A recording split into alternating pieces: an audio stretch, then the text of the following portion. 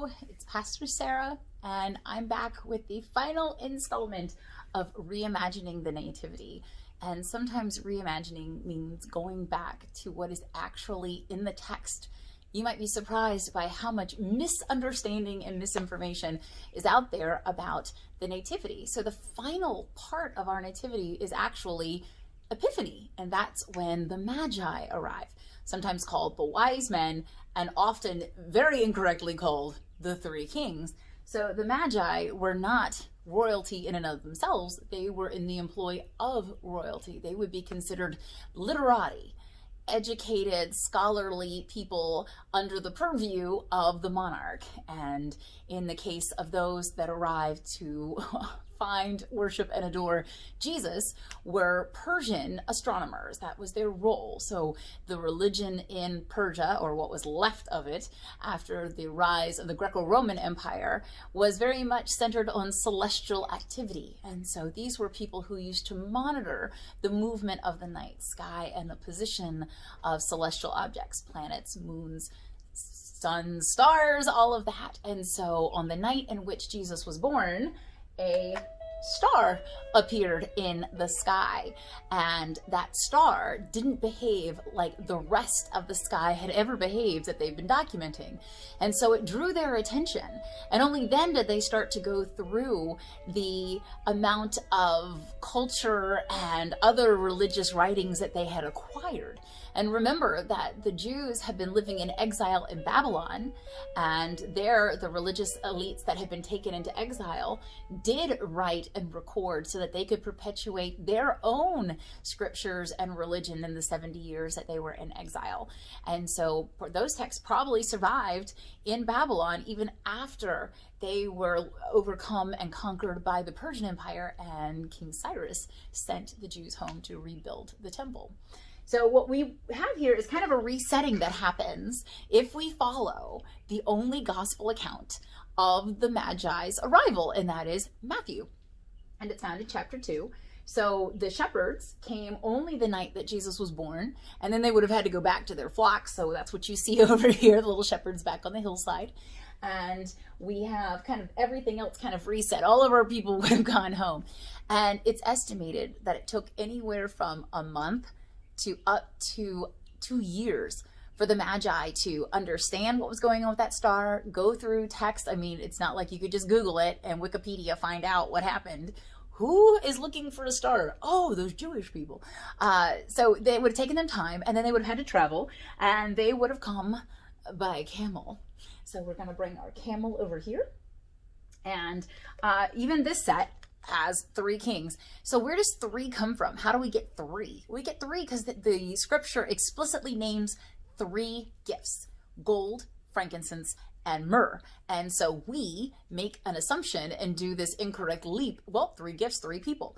No, they could have had 4 chests of gold, 6 chests of frankincense, and 2 things of myrrh. That's 12 at least, or it's an entire caravan. So we tend to have them, and these ones are so bizarre. So this is a little white Magi, which makes absolutely no sense whatsoever. This one is East Asian. I guess it's kind of, at least it's from the East. Over here, it's a little bit of ethnic inclusivity. And this is African, which, by the way, is not from the East. It's West and South. But that's okay. I mean, at least we're getting some racial and ethnic diversity, which, of course, I've been about the whole time. But the text also tells us that they came to a house. Mary and Joseph were no longer living in a stable. They had stayed there long enough to find an actual residence to live in. So we're just going to pretend, because I don't have a house, I just have a stable still. But Joseph is not in the story. He's either out working or he's out at the store. Who knows what Joseph is doing?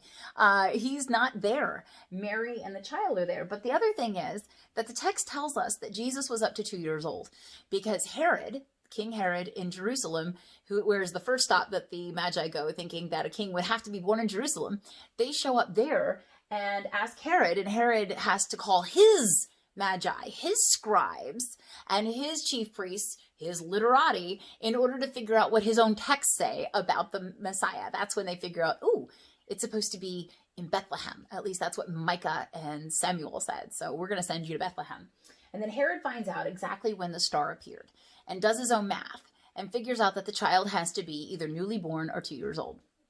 So we're going to swap Jesus out because he's no longer a newborn in a manger. We're going to swap him out. So this is our little toddler. He's definitely bigger, and he's a little more ethnically appropriate. He's wearing a frog hat, which I think is hysterical. That's one of the plagues in Exodus. So he's got his little froggy hat on, and he's hanging out with his moms. And by then he probably would have acquired like a little froggy blanket. We'll put that over there. They didn't invent tricycles yet, but how cool would that be? It was part of the set. So anyway, we're just, we're reimagining. So I'm going to park it over here beside our little thatch roof house. And so they would have been hanging out when the Magi came. But we have been reimagining. Oh, and they came with this funny little chest of like food, like a fruit basket. So we'll bring that over here. We brought you gifts, gold, frankincense, and fruit. So there it is. But, if we're going to have some fun on this last day before I pack this nativity up for next year, I thought, you know what? Kings are coming. So I thought it would be awesome if the King of the Ring showed up. So I got Macho Man. Oh, yeah.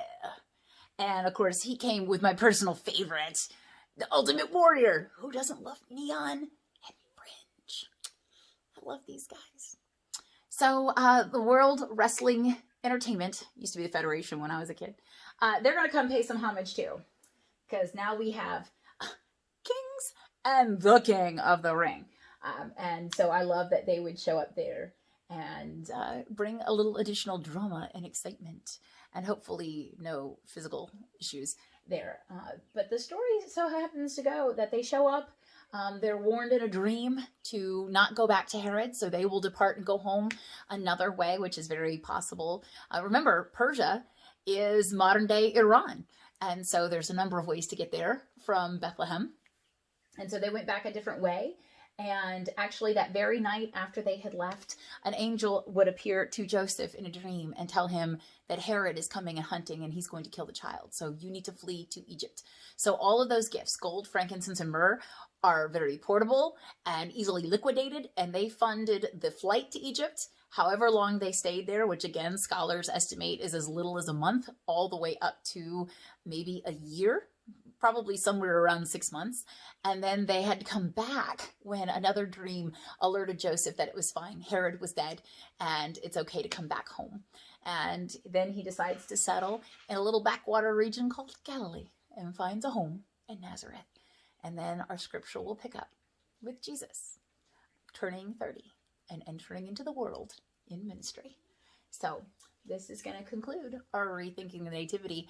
On Christmas clearance, I picked up a couple additional sets to reimagine next year, and preparing for Lent and Easter. So I hope to have some more fun stuff for you then. But I hope you had a Merry Christmas, and I hope that you're off to a better New Year this year than you were last year. And I look forward to seeing you again soon.